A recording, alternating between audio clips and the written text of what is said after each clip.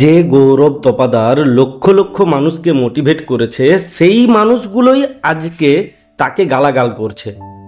এবং অনেকেই দেখলাম গৌরবের পক্ষ নিয়ে কথা বলছে। তারা এটা বুঝতেই পারছে না বা চাইছে না যে পাবলিক কেন আজকে রিয়েক্ট করছে, যেখানে গৌরবের জন্য একটা খুশির দিন। তার রেজিস্ট্রি ম্যারেজ হয়েছে, পাবলিকের তো খুশি হওয়ার কথা ছিল, কেন পাবলিক খুশি হতে পারলো না? গৌরবের যে প্রবলেমটা ছিল সেটা এক জায়গায় নয়, গৌরব বহু জায়গায় বহু রকমের প্রবলেম অলরেডি তৈরি করে রেখেছিল।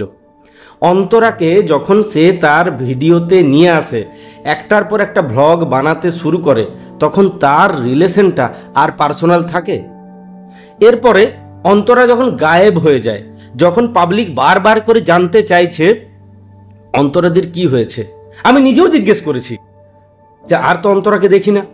সেখানে আমি দেখেছি একাধিক ব্যক্তিকে গৌরব আক্রমণাত্মকভাবে কমেন্টে রিপ্লাই করেছে, আমাদের কি পার্সোনাল লাইফ থাকতে পারে না? তোমাকে কি সব বলতেই হবে? তুমি কে হরিদাস পাল? সেই রকমভাবে গৌরব কমেন্টের রিপ্লাই করেছে, পাবলিক রিয়েক্ট করেছে।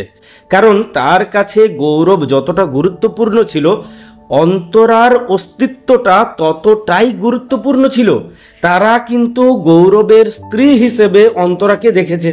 প্রবলেমটা বোঝার চেষ্টা করো যে প্রবলেমটা কোন জায়গায় তৈরি হয়েছে।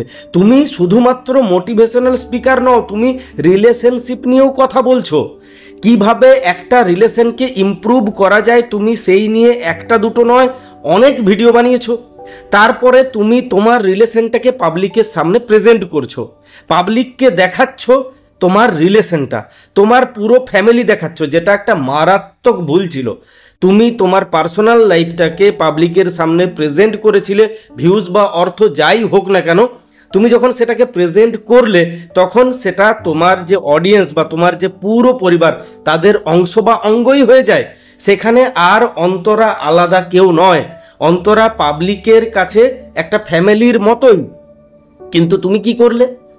যখন তোমাদের ভেতরে প্রবলেম তৈরি হলো, পাবলিককে সেটা না বলে তুমি হঠাৎ করে কাঁচি দিয়ে কেটে অন্তরা বলে যে অধ্যায়টা, সেই অধ্যায়টাকে পুরোপুরি বাদ দিয়ে দিলে। পাবলিক মেনে নেবে কেন? কেন মেনে নেবে? কারণ তুমি এতদিন পর্যন্ত কিভাবে একটা ভালো রিলেশন তৈরি করা যায় সেই নিয়ে ভিডিও বানিয়েছো, তারপরে নিজের রিলেশনটাকে নিয়ে এসেছো।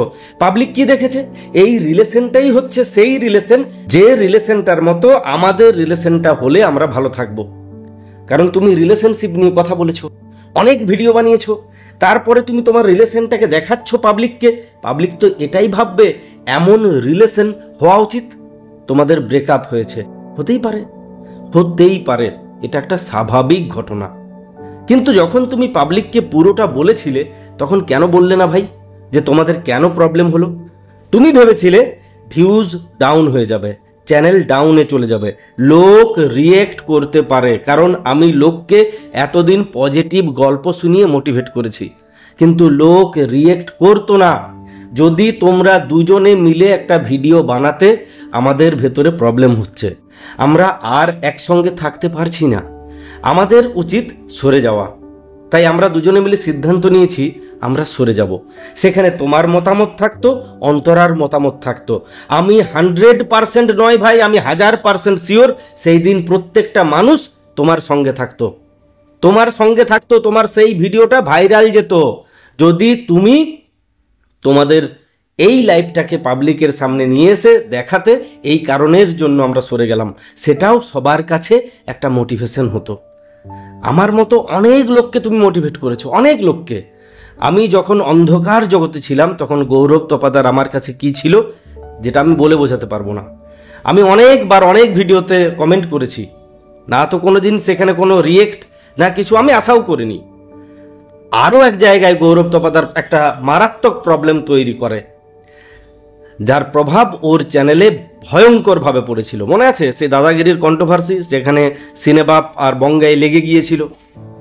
সেই অনুষ্ঠানে অংশগ্রহণ করেছিল গৌরব তপাদার, যে নিজের মুখ কয়েকদিন বন্ধ রেখে মুখ খুলেছিল এবং পুরোপুরি তার পক্ষপাত ছিল বঙ্গাইয়ের দিকে। সে সিনেবাপকে একরকমভাবে হেয় প্রতিপন্ন করেছিল তার কথার মাধ্যমে। সেখানের একটা বড় সড়ো অডিয়েন্স গৌরব তপাদারের চ্যানেল থেকে সরে যায়, তার ভিডিও দেখতে বন্ধ করে দেয়, কারণ সে পক্ষপাত দোষে দুষ্ট ছিল। এরকম অনেক কারণ আছে। তুমি একটার পর একটা কমেন্টে যেরকমভাবে রিয়েক্ট করেছো, মানুষকে যেরকমভাবে তুমি আক্রমণ করেছো, তাদের জানার অধিকার ছিল ভাই। কেন জানবে না? তুমি তোমার পুরো রিলেশনটাকে পাবলিকের সামনে তুলে ধরলে, তারপরে সেটাকে গায়েব করে দিলে, কাউকে কিছু বলার প্রয়োজন মনে করলে না, এসে বড় বড় বাতেলা দিচ্ছ যে না ওটা আমার পার্সোনাল লাইফ, আমার পার্সোনাল লাইফ, আমি বলবো কেন? তুমি কে? হু আর ইউ? ভাই বললে হয় না? তুমি তোমার পার্সোনাল লাইফটাকে পাবলিকের সামনে প্রেজেন্ট করেছো, পাবলিককে এটা দেখিয়েছো একটা রিলেশন এমন হওয়া প্রয়োজন। তুমি ঘুরতে যাচ্ছ, তুমি নৌকায় চড়ছো, তুমি দোলনায় দুলছো, তুমি সব দেখিয়েছো সব। আজকে তুমি বলছো তুমি তোমার পার্সোনাল লাইফ নিয়ে মুখ খুলবে না। কোনটা তোমার পার্সোনাল? এটা তো পার্সোনাল ছিল না, এটা তো পুরো ফ্যামিলির ছিল, পুরো ফ্যামিলির। যাদেরকে আজকে তুমি বলছো লোক রিয়েক্ট করছে, এরা লোক ছিল না, এরা তোমার পরিবারের অঙ্গ বা অংশ ছিল, তাই তারা রিয়েক্ট করছে। তারা অন্তরাকে ভালোবেসেছিল, তাই তার কথা জানতে চেয়েছিল, তোমাকে ট্রোল করার জন্য নয়। কিন্তু তুমি দীর্ঘদিন মুখে কুলু পেটেছিলে, অন্তরা নামক শব্দটা আর উচ্চারণ করনি। পাবলিক বারবার জিজ্ঞাসা করছে, তুমি মুখ বন্ধ করে রেখে দিয়েছো। পাবলিক তো আজকে বলবেই ভাই, পাবলিকের দোষটা কোথায়? এখনো তোমার উচিত পুরো ঘটনাটা পাবলিকের সামনে নিয়ে আসা, পুরো ঘটনাটা বলা। তুমি চাঁদে রকেট লঞ্চ করনি যে লোক কিছু বলবে না, লোক বলবেই। তুমি হঠাৎ করে একজনকে নিয়ে এসে দেখিয়ে দিচ্ছ এই আমার লাইফ পার্টনার, আর আগে যে ছিল, যাকে বারবার করে বলতে আমার অন্ধকারের সাথী, আমার দুর্দিনে এ আমার সাথ দিয়েছে, সে হঠাৎ করে গায়েব হয়ে গেল, আর পাবলিক মেনে নেবে? মেনে নেয় ভাই, মেনে নেয়। তুমি কেমন ভাবে লোককে মোটিভেট করতে ভাই, যে এত সহজে একটা জিনিস বুঝতে পারলে না যে পাবলিক ওকেও ভালোবেসে ফেলেছিল, ওকে চাইতো, ওর কথা জানতে চাইতো, আমি যেমন জানতে চেয়েছি, সবাই চাইতো। যাই হোক, যেটা হয়ে গেছে হয়ে গেছে। তোমার উচিত পুরো বিষয়টা পাবলিকের সামনে নিয়ে আসা। যাদেরকে তুমি লোক বলছো তারা লোক নয়, তারা তোমার পরিবারের অংশ। আমার মতো তারা তোমাকে ভীষণ ভালোবাসে, ভীষণ ভালোবাসে। আমিও হয়তো তোমার ভিডিও দেখা বন্ধ করে দিয়েছিলাম এই অধ্যায়টার জন্যই, কারণ আমার মনে হয়েছিল তুমি ওকে ছেড়ে দিয়েছো, তুমি ওকে ঠকিয়েছো। এই ছেলেটা ভালো হতে পারে না, এই ছেলেটা চিটার। আমারও তো মনে হয়েছিল, না জানি কতজনের এমনটা মনে হয়েছে। তাই ওই মেয়েটার শুকনো মুখ মনে করে আমরা অনেকেই আর তোমার ভিডিও দেখতাম না, তোমাকে ফেক মনে হতো। আজকে বুঝতে পারছি প্রবলেম দুজনের ছিল, দুজনে আন্ডারস্ট্যান্ডিং করেই সরে গিয়েছিলে। যাই হয়ে থাক না কেন, তোমার কিন্তু জানানো উচিত ছিল ভাই। আর বাকিদেরকে বলবো, এই ছেলেটা অনেক মানুষকে মোটিভেট করেছে, আমার মতো অনেক মানুষকে অন্ধকার জগৎ থেকে তুলে নিয়ে এসেছে। এই ছেলেটার বিরাট অবদান, বিরাট। এর এখনো ভয়েস শুনলে গায়ের রোম দাঁড়িয়ে যায়। আজকে ওর সঙ্গ দাও, ওর প্রত্যেকটা দিন ভালো হোক। এ অনেক মানুষের ভালো করেছে, অনেক মানুষের স্বপ্ন পূরণ করেছে, অনেক মানুষকে বাঁচতে শিখিয়েছে। তাই যা হয়েছে হয়ে গেছে।